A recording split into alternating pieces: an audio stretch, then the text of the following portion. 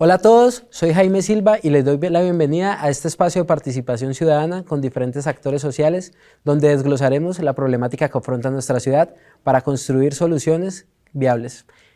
Es así como juntos construimos. Hoy contamos con la participación de Carlos Parra, concejal electo del municipio de Bucaramanga para el periodo 2020-2023. ¿Qué más, Jaime? ¿Cómo van? Bien, acá asombrado con su votación. No, El eso ya fue concejal hace un electo, tiempo. Eso ya fue, ¿qué? 3 años atrás. pero igual. Y pues yo también me asombré, la verdad. O sea, yo no esperaba. Y el día antes de la votación, incluso la mayoría de encuestas, de cábalas, de reuniones de politiqueros, hacían una lista de 19 concejales y a mí no me ponían En todas, por ni fuera. en 25. Pero siempre pasa así, o sea, los cálculos de la política tradicional ya quedaron en el pasado y ahí vamos, ahí vamos. Hábleme sobre esa forma de hacer política. ¿Cómo fue ese proceso? ¿Cómo fue salir a las calles? ¿Cómo fue la gestión de su campaña? La idea, digamos, de lanzarme arrancó cuando, bastante tiempo atrás, en 2006, yo era estudiante de Derecho acá en la Universidad Pontificia Bolivariana y eran las elecciones entre Didier y Serpa. Y a mí, digamos que soy inquieto y tal, me parecía de otro mundo que Didier fuera el candidato de la renovación, que era lo que se vendía en ese momento, el hijo de un narco, candidato de la renovación política. Yo dije, no me crean, pues, wow. Y hubo un evento en mi universidad, y yo, eso que abre el espacio para las preguntas, entonces yo, con un chino de segundo semestre, hola, tengo una pregunta, ¿usted por qué dice que es de la renovación si usted, pues, estos son sus antecedentes? Y más allá que fuera el hijo de un narco, era la plata, una estructura la que estaba financiando esa campaña. Y todo el auditorio me abucheó. Voy, no hay qué. Claro, después me di cuenta que hay un montón de gente paga de esos que le dan una camisa y van a los eventos. Séquito. Y ahí yo quedé con una frustración brava de, es duro, y con una idea muy difícil, que es como si fuera una tusa, y es, en Bucaramanga las cosas políticamente son inviables. Y yo pensé eso en el 2006. Esto es la Alta Guajira, pues, o sea, Kiko Gómez, el Tuerto Gil, o sea, y de verdad sí pasó así. Bucaramanga, Santander, fue un terreno absolutamente árido para la política alternativa. O sea, usted póngase, en el 2007, era el departamento casa del partido con más parapolíticos condenados del país, de Convergencia Ciudadana. O sea, esto aquí no crecía ni un cactus en materia de política alternativa. Entonces, pues yo me fui de Bucaramanga y me fui frustrado. Ese era un año en donde la cultura traqueta estaba en su esplendor. Entonces, la feria era la feria de la maicena, del caballo, todos los escenarios, digamos, la gente, la validación social era alrededor de la plata. Hoy un poquito, pero en 2006, o sea, lo que importaba era la plata.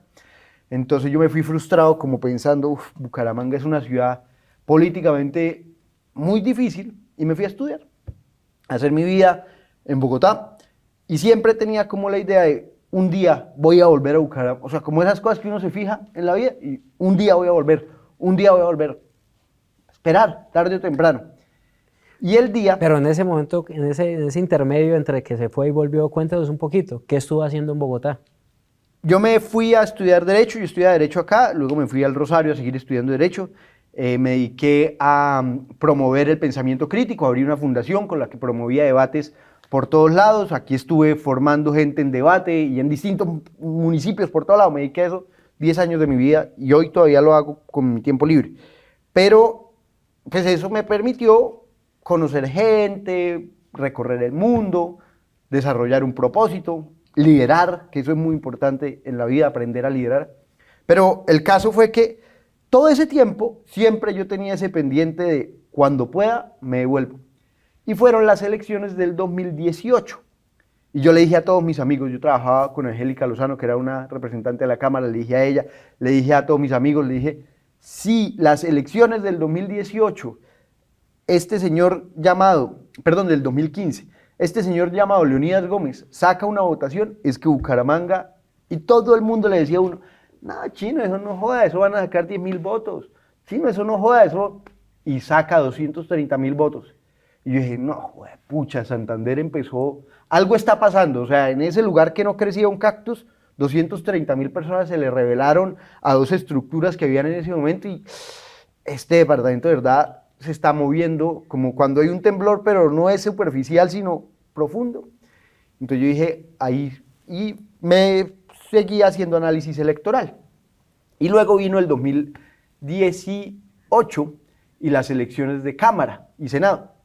Y un man, que era el man del girasol, con unas fotocopias, saca 14.000 votos, perdón, 19.000 votos. Oriundo de Piedecuesta. Fabián Díaz saca esa vaina y pucha, esa vaina que era un terremoto superficial empezó a ascender.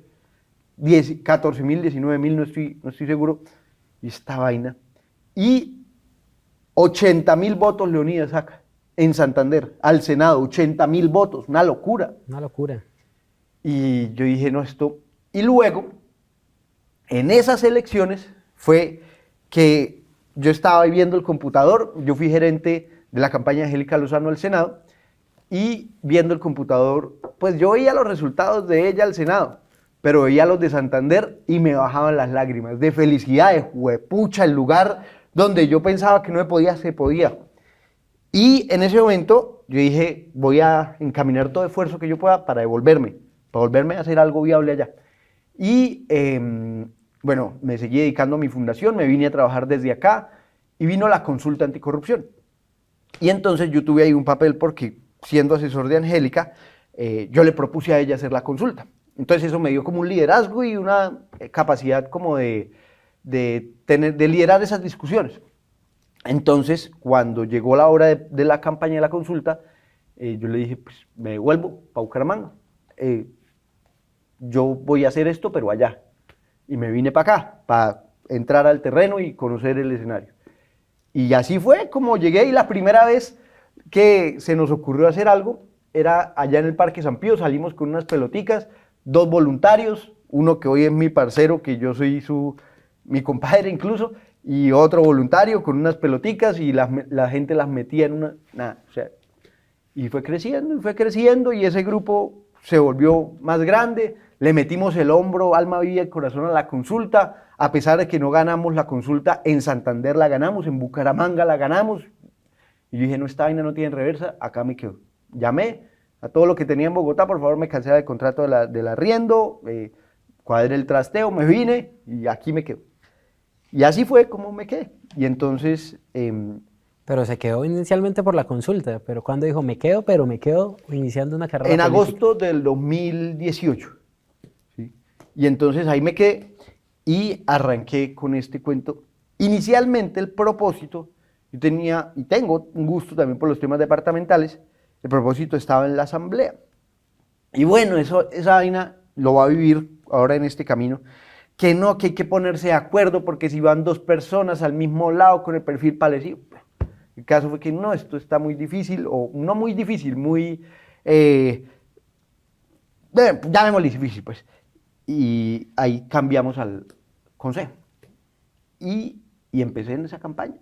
Y nosotros teníamos un propósito que era, pues, gastar poco y hacer mucho, y entonces meterle ideas poderosas. En la campaña yo me gocé con muchas ideas que fueron potentes. Teníamos algo que se llamaba el periódico del futuro, que era un periódico que decía cómo se podría ver a la ciudad si podemos arreglar. Entonces era como si fuera un periódico en ese evento del 2026. Esa era una idea bacana. Otra cosa que teníamos era un espejo. Entonces yo iba con un espejo en el semáforo, le decía a la gente, ¿sabe usted quién es el cambio en Bucaramanga? Y toda la gente como que, ¿qué me habla este man? Y uno lo volteaba y aparecía ¿El espejo? La imagen. El espejo fue poderoso y esa vaina fue viral y funcionó súper bien. Bueno, ya que habla de viralidad, ¿qué tan importante fue el papel de las redes sociales en su campaña y en su vida política? Pues sabe que día vi una nota de Caracol que decía, ganó gracias a las redes sociales, pero eso es falso. ¿Por qué? Porque yo tuve durante mi campaña, y político que iba a esto se muere del susto, un bloqueo en mi Facebook. Mi perfil estuvo bloqueado 2 meses, los 2 últimos meses. Yo quedé concejal con 6.000 seguidores en Twitter. Yo tenía mi página de la de amigos con 5.000. O sea, yo crecí 1.000 en campaña. Y tuve un bloqueo toda la campaña. O sea, yo hacía la publicación más brava y tenía 2 visualizaciones. Porque yo creo que por razones de bodega o algo, me metieron una bodega o algo. Y tuve la campaña, el Facebook bloqueó toda la campaña. Pero qué días me pasó entonces yo, ante esa adversidad, hice una vaina que decía, que le dije a la gente, présteme su Facebook. Y en su Facebook ponga mi publicidad y ponga lo que yo estoy haciendo. Y entonces eso se difundió. ¿Y qué días estaba allá en un café en Parque San Pío? Cafetopía. Cafetopía. Y una señora me dijo, ay, yo lo conozco a usted, yo en su campaña puse mi Facebook y yo, pucha, o sea, esas cosas que uno... Y entonces hay una lección bacana de campañas, es la adversidad es una ruleta que a veces usted siente, pucha, usted lo va a sentir, en donde usted tiene un castillo de naipes que se derriba y de ahí es donde sale la idea luego que lo lleva y son chispazos. A mí que me hizo muy visible. Un día yo hice una crítica a Freddy Anaya porque estaba pavimentando en campaña con camiones de la campaña unos huecos en Morro Rico. Y dije, qué miserable cómo van a pavimentar huecos en medio de una campaña, o sea, esto no es una forma decente. Y esa se hizo viral. Y otro que fue una investigación, es así muy, muy larga, que hice sobre cómo amarraron la elección de Personero. Y ese formato se llamó Párele Bolas. En ese momento estaba la puya, todo eso. Entonces era como un formato así que combina investigación con denuncia y noticia. Y entonces era como, ¿quieres saber cómo amarrar el contrato de Personero? Párele bolas. Y eso sí, yo me acuerdo perfectamente de esa campaña de Freddy Anaya, porque yo fui un detractor de esa campaña en el sentido en que lo que él estaba haciendo era notoriamente inoficioso. O sea, porque usted para poder instalar el pavimento asfáltico lo tiene que instalar a una temperatura de 170 grados centígrados y usted lo tiene que vibrar con un compactador. Él llegaba con volquetas con agregado, él llegaba con volquetas con triturado negro, lo tiraba, lo apisonaba y ahí llueve y ya eso se barre, o sea, eso es así de fácil. Entonces era una forma que para mí fue muy notorio cómo se engaña al ciudadano con acciones que no tienen ningún trasfondo y que duran lo que dura una lluvia. Y que es jugar con la necesidad de la gente sin ofrecer, digamos, cosas serias. Usted no tiene por qué entregar un mercado por hacer campaña, entregar un tamal, o sea, esas vainas son la política que nosotros rechazamos. Entonces así funcionó esa campaña, y yo el día antes, pues bueno, lo que sea, me gasté mi liquidación del trabajo, me gasté mis ahorros, y ahí. Así estamos. Así es la vida así real. Es que es la vida, con uno pide la ganas. liquidación, se gasta y pues arriesga. Y creer en el proyecto. Pero bueno, no abandonemos una cosa muy importante porque yo fui de los primeros en comprar Pingo. Hable de Pingo. O sea, Pingo para mí es un juego que es único. Obviamente se puede jugar 2 o 3 veces con una persona nueva porque ya se aprende las respuestas, pero... Si hay algo que se necesita en campaña es plata. Entonces, nosotros como, bueno, ¿qué hacemos para conseguir plata? Y a mí siempre me ha gustado la historia y como... Me acuerdo que por esos días yo puse como un trino que decía, hilo de cosas bonitas de Bucaramanga. Entonces la gente empezó a comunicar, no, que el Magará, que los perros de tal lado, que, bueno, los íconos de la ciudad. Y ese hilo se hizo viral. Yo dije, aquí hay algo, o sea, ¿por qué se hace viral este asunto? Y el algo que hay es como la nostalgia de la ciudad y el cariño por la ciudad. Entonces, cuando se conectaron esas dos ideas de esa nostalgia y ese cariño, con la necesidad que teníamos de conseguir recursos, y otra cosa que había estudiado yo, que es teoría de juegos. Yo trabajé, antes de eso yo ya había diseñado otro juego de mesa en la fundación, bueno, entonces ya sabía cómo hacer juegos, entonces dije, pues hagamos un juego que combine los temas de patrimonio, que nos permita recoger plata, y vendimos a 35.000 pesos el Pingo, y Pingo se vendió, y ¿por qué? Porque mucha gente, las mayorías silenciosas, la gente no es que es, ay, voy a ir a repartir volantes con usted a la calle, la gente no está dispuesta a eso, pero mucha gente sí quiere ayudar de cualquier forma, y dice, desde mi casa veo a este chino que está en el semáforo, pues compro una vaina de 30.000 pesos, 35.000. Y así mucha gente lo compró, que solo quería ayudar y funcionó. Y hoy llegó a muchas casas ¿Qué día me mandaron una foto que me estremeció de una familia en diciembre que llegan como las personas de otra, como los familiares de Cali?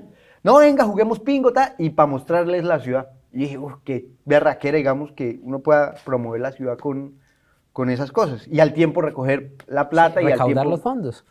Entonces funcionó. ¿Y cómo conectó? Usted, o sea, uno cómo conecta con el elector, porque digamos, ahí usted claramente es una persona bien formada, una persona con una intención honesta, transparente, pero ¿cómo se materializa esa intención en un voto y en la conexión directa con el votante?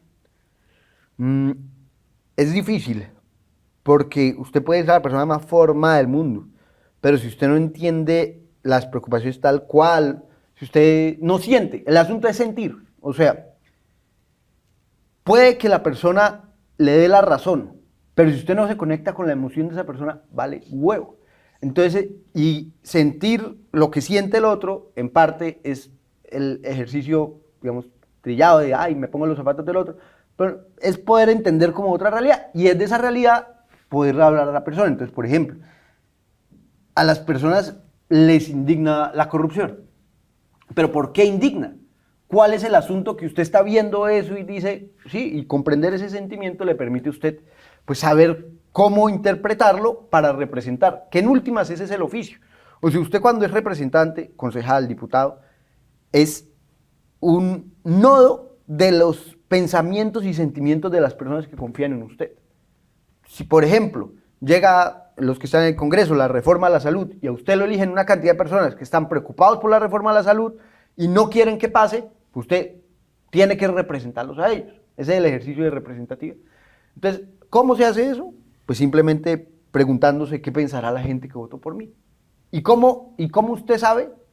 Ahí hay muchos canales para alimentarse. Eso es como nutrirse, como así como una planta, uno se nutre. Leer los comentarios en cada página de cada noticia, estar como alimentar su matriz, estar en la calle. En la calle uno aprende un montón porque la gente le dice, oiga, vio esto, vio lo otro, y usted, después de que lleva todo el día en la calle, haciendo lo que sea, conecta y dice, juepucha, a mí mucha gente me habló del predial, algo está pasando. Y así pasa de verdad. Yo, por ejemplo, denuncié el cobro irregular del predial en Bucaramanga porque mucha gente me dijo, oiga, ¿qué pasa? ¿Por qué llegó el predial tan caro? ¿Por qué llegó el predial tan caro? Y, oiga, equipo, vamos a investigar qué pasó. Y llegó una persona con una genialidad que nos mostró, mire, por esto llegó tan caro. Y una bomba ni la berraca. ¿Por qué? Por la gente. O sea, eso es desde la gente que sale. Estar pendiente, ahí está, sentir y estar pendiente, no abandonar al votante. Y es fácil, o sea, a mucha gente le pasa, digamos, que se eligen y se aburren y se quedan en la casa y se ensimisman y después la gente, chao. No más. Bueno, una cosa que me hace muy importante, aprovechando su experiencia como concejal, es hagamos algo pedagógico.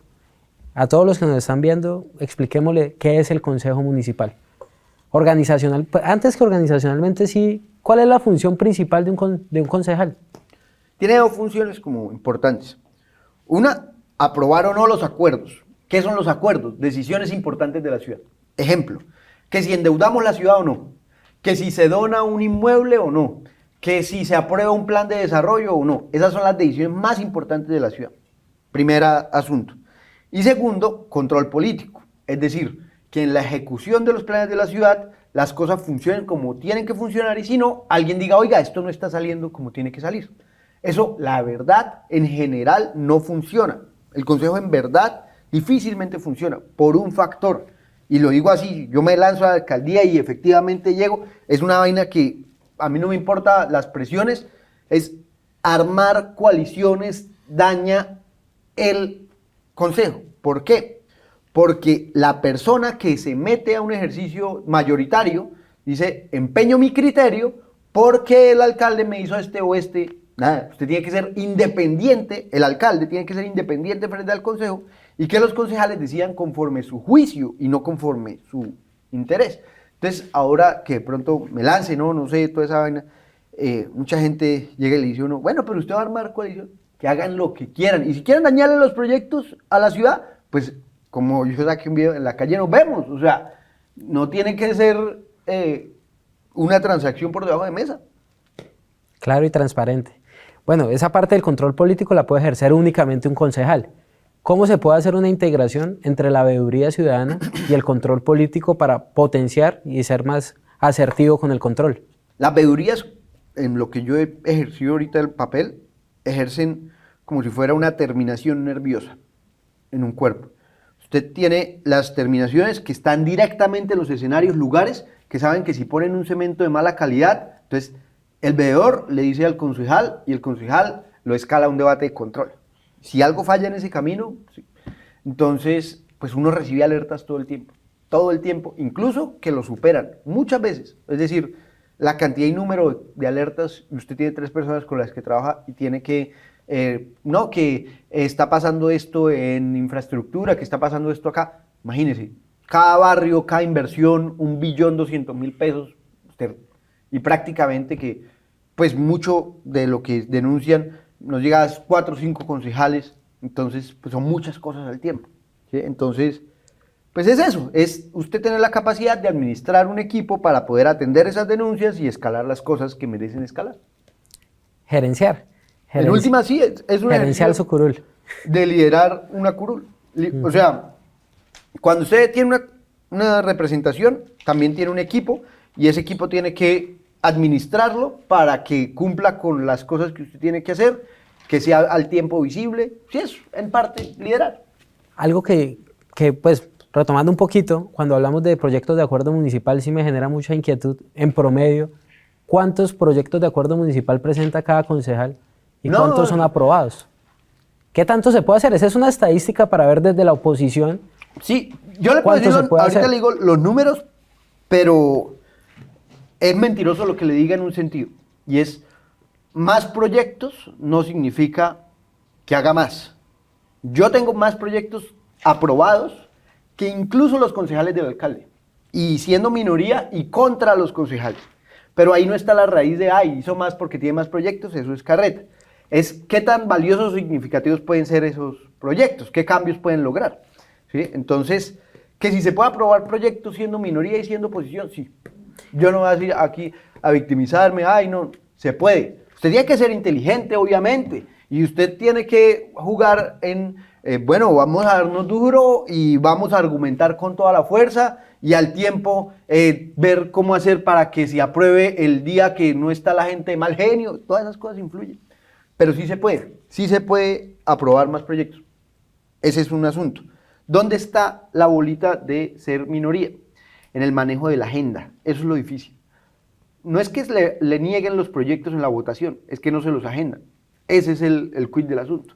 No los ponen en la agenda del orden del día. Entonces yo, por ejemplo, tengo cualquier cantidad de debates de control político presentados. Máximo me agendarán 1 o 2, y los que no son tan escandalosos, las cosas importantes no las agendan. Entonces, pues esas son como los retos. Pero aquí el que venga a victimizarse de, ay, es que como soy minoría, tengo menos proyectos, también se puede. ¿Y qué se puede hacer ya cuando definitivamente no le quieren agendar? ¿Qué se puede hacer? En la calle ¿Qué mecanismos hay? O sea, le tengo muchos ejemplos de eso. Nosotros,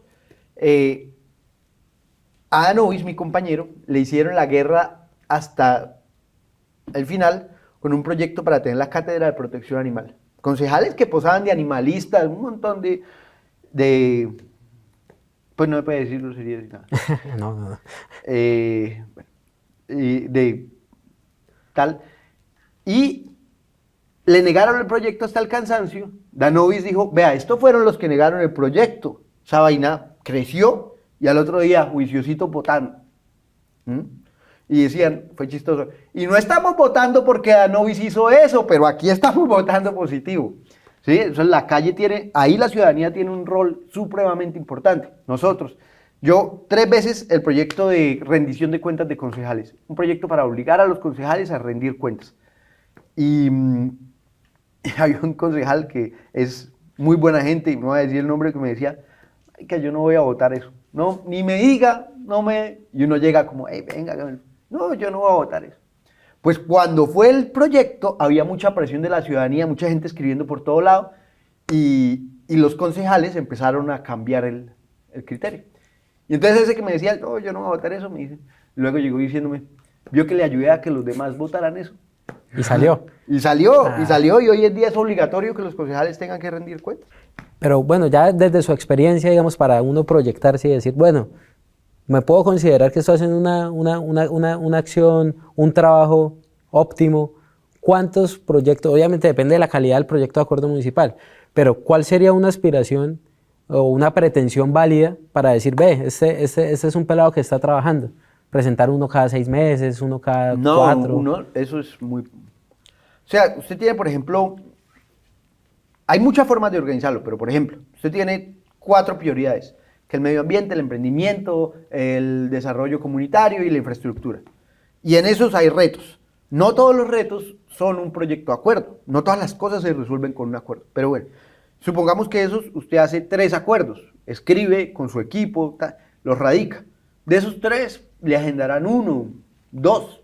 Si usted es amigo del presidente, le agendan todos, pero así funciona. Entonces nosotros, el primer periodo, así haciendo memoria, teníamos como 7 y luego teníamos como 5. El número oscila, pero va así.